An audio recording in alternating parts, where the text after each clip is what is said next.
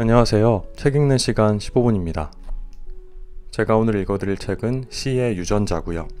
이 책의 저자는 제갈현열과 강대준, 출판사는 다산북스입니다.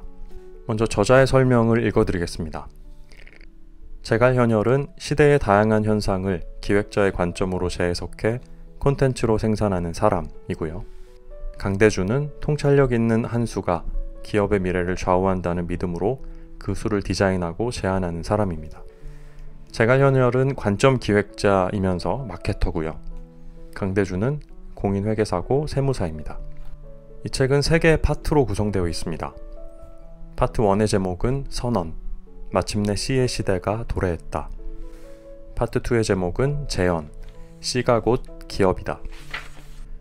파트 3의 제목은 직언, C는 어떻게 자신의 할인율을 제거했을까입니다. 네, 그럼 파트 1의 첫 번째 이야기부터 읽어드리겠습니다. 직장에서 상사가 사라지는 시대. 사람은 시대의 영향을 받는다. 즉, 어떤 시대를 사느냐에 따라 우리의 삶은 그 시대에 걸맞는 모양이 된다. 간혹 시대를 거스르며 자기만의 길을 개척하는 사람도 있지만 그런 이들은 극소수다. 지금 살고 있는 시대가 어떤 시대인지가 은연중에 우리의 삶에 많은 영향을 미치고 있는 것이다. 사람들에게는 저마다 자기가 살고 싶은 삶의 모습이 있다. 그 모습은 꿈이나 목표와 같은 단어들로 표현된다. 꿈과 목표를 이루는 일에도 시대는 영향을 미친다. 아무리 간절히 원해도 시대가 받쳐주지 못하면 꿈을 이루기 힘들 수밖에 없다. 결국 원하는 삶의 모습을 완성하기 위해선 개인의 노력과 그 노력을 인정해주는 시대, 이 두 가지가 모두 필요하다. 시대란 이리도 우리에게 중요하건만 그럼에도 지금 자신이 어떤 시대를 살고 있는지 주의 깊게 관찰하려는 사람은 많지 않다. 그 이유는 단순하다. 시대를 관찰하면 어떤 이익을 얻게 되는지 한 번도 경험해 본 적이 없기 때문이다.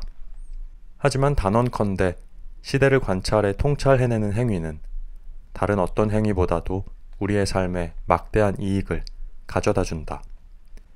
이제 우리는 우리가 속해 있는 직장도 이런 시대적 관점에서 바라봐야 한다. 선배이자 사수였던 상사가 어느 순간 사라져 있지는 않은가? 늘 뒤에서 나의 모니터를 바라보던 사수가, 사수 뒤에서 그의 모니터를 바라보던 상사가 사라지고 있다. 아니, 상사라고 묶어 표현할 수 있었던 그 다양한 직급들마저 이제는 사라지고 있다. 우리가 살고 있는 바로 지금 시대는 직급은 물론 부서라는 개념, 함께 모여 일한다는 관습조차도 점점 흐려지고 있다. 그리고 이렇듯 변하는 시대를 주의 깊게 관찰하면 우리의 삶 역시 분명 달라지기 시작할 것이다. 지금껏 세상은 다수를 위해 존재한 적이 없다. 미국의 경제동향연구재단 이사장이자 소유의 종말을 쓴 경제학자 제러미 리프킨은 지금의 문명이 과거에 존재했던 모든 인류의 합작품은 아니다 라고 말했다. 그의 주장에 따르면 문명이란 늘 극소수의 선지자가 발휘하는 지혜와 통찰에 의해 만들어졌고 이들은 전체 인구의 단 0.1%에 불과하다. 그리고 0.9%의 사람들은 그들이 만든 지혜와 통찰의 가치를 깨달아 이를 산업과 문명으로 발전시켜 하나의 시대를 만들었고 나머지 99%의 사람들은 여기에 아무런 기여를 하지 않은 채 변화하는 시대가 주는 혜택과 이익을 누리지도 경험하지도 못했다. 리프킨은 0.1%의 집단을 창의적인 인간, 0.9%의 집단을 안목 있는 인간, 그리고 나머지 99%의 집단을 잉여인간이라고 불렀다. 이 이론에 따르면 세상에 존재하는 대부분의 부와 명예가 상위 1%에 집중되어 있는 이유는 시대가 불공평해서가 아니라 처음부터 이 시대가 그 1%에 의해 만들어졌기 때문이다. 즉 세상은 단 한순간도 다수를 위해 존재한 적이 없다는 것이다. 시골 의사라는 필명으로 알려진 박경철의 어느 에피소드는 리프킨의 주장과 맥을 같이 한다. 이 에피소드를 보면 자신이 살아가는 시대를 어떠한 태도로 바라보고 이용해야 하는지를 잘 이해할 수 있다. 그의 이야기를 요약하면 다음과 같다. 1993년 모 경제연구소에서 진행된 특강에서 청바지에 후드 티셔츠 차림의 A라는 사람이 청중을 모아놓고 칠판에 WWW라는 글자를 쓰고 이렇게 말했다. 이제 세상은 모두 W 안에 갇힐 것이다. 은행, 상점, 사교의 장 등 우리 삶을 둘러싼 모든 것이 이 W 안에 갇힌다는 다소 황당한 이야기였다. 그의 말을 들은 대부분의 사람들은 무슨 헛소리냐며 자리를 박차고 일어났다. 심지어 연구소 직원조차 말도 안 되는 이야기라며 자리에서 나갔다고 한다. 이들을 B라고 하자. 하지만 그 자리에 앉아있던 사람들 중 단 한 사람 C만이 그의 말에서 가능성을 발견했다. B 집단이 A의 이야기를 무시하고 조롱할 때 C는 A를 찾아가 배움을 청했고 그로부터 W에 관한 더 많은 이야기를 들을 수 있었다. 그리고 길지 않은 시간이 흘러 세상은 정말로 W에 갇히게 되었다. 그때 A가 말한 WWW란 바로 월드 와이드 웹, 즉 이제는 인터넷과 동의어로 쓰이는 웹이었던 것이다. C는 그때 A에게 들은 이야기에 자신의 통찰과 노력을 더해 사업을 시작했고 골드만삭스의 회사를 매각해 600억 원의 자산을 이루게 되었다. 그리고 이 놀라운 이야기를 들려준 강사 A는 이로부터 2년 후 스스로 주장했던 WWW의 세계를 활용해 회사를 창업해 2조 원이 넘는 자산 가치를 지닌 회사의 CEO가 되었다. 놀랍게도 이 이야기는 박경철이 지어낸 이야기가 아니라 그가 직접 경험한 이야기였다. 우연히 강연장에서 만난 강사 A는 다음 커뮤니케이션의 설립자이자 소카의 전 CEO인 이재웅이었고 C는 박경철의 백수 친구이자 이메일 관련 사업을 창업해 성공적으로 매각까지 치러낸 이였으며 그 이야기를 듣고 자리를 뜬 B는 박경철 자신이었던 것이다. 즉 리프킨의 이론에 따르면 박경철의 이야기에서 W를 처음 주장한 강사 A는 0.1%의 창의적인 사람이었고 그 이야기 속에서 가치를 발견한 백수 친구 C는 0.9%의 안목 있는 사람이었으며 안타깝게도 그 시절 박경철은 나머지 99%에 속한 사람이었다. 시대를 관찰해야 하는 이유를 논할 때 우리가 주목해야 하는 것은 0.9%의 안목 있는 사람이다. 이왕이면 0.1%의 창의적인 사람이 되면 좋겠지만 현실적으로 생각할 때 누구나 창의적인 사람이 될 수 있는 것은 아니다. 하지만 자신이 사는 시대를 정확하게 관찰하기만 한다면 누구나 0.9%의 안목 있는 사람은 될 수 있다. 그 정도의 노력만으로도 창의적인 사람이 시대를 만들며 누린 혜택의 대부분을 내 것으로 만들 수 있다.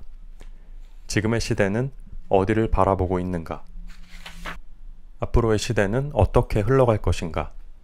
이 물음의 답을 발견하는 사람에게 시대는 우리가 원하는 삶, 막대한 부, 그리고 행복을 선물해 줄 것이다. 거창하게 이야기했지만 사실 이 이야기는 그리 비밀스러운 무언가가 아니다. 이미 자기 분야에서 성공을 이룬 사람들은 이 사실을 잘 알고 있었다. 세상의 도전에 꿈을 이룬 사업가나 안목 있는 투자자, 학문적인 업적을 남긴 대가나 예술가들도 마찬가지다. 그들은 시대에 주목하고 시대를 관찰함으로써 그것이 만들어내는 다양한 부산물을 새로운 사업 분야, 투자 대상, 작품 등으로 변환시켰다. 그들은 시대가 주는 혜택을 지혜롭게 활용한 0.9%의 안목 있는 사람들인 셈이다. 전설적인 투자자 워런 버핏이 자신의 성공에 대해 미국인으로 태어나 이토록 투자에 유리한 시대에 살 수 있었던 것은 행운이었다 라고 말한 것은 결코 겸손해서가 아니다. 그는 잘 알고 있었던 것이다. 미국이라는 자신의 시대적 배경과 경제성장기라는 시대의 흐름이 자신의 성공에 지대한 영향을 끼쳤다는 사실을 말이다. 문제는 많은 직장인이 이러한 사실을 눈치채지 못한다는 것이다. 평범한 직장인들은 지금이 어떤 시대인가를 분석하기보다는 시대의 파도에 몸을 맡긴 채 창의적인 사람들이 만든 시스템 하에서 배정되는 업무만 수행하며 살아간다. 이것이 일반적인 직장인들의 삶이다. 이렇게 시대를 주도적으로 관찰하지 않다 보니 지금의 시대가 주는 막대한 가치를 발견할 리 만무하다. 가치를 모르니 당연히 이 시대에 무엇을 해야 하는지도 결정할 수 없다.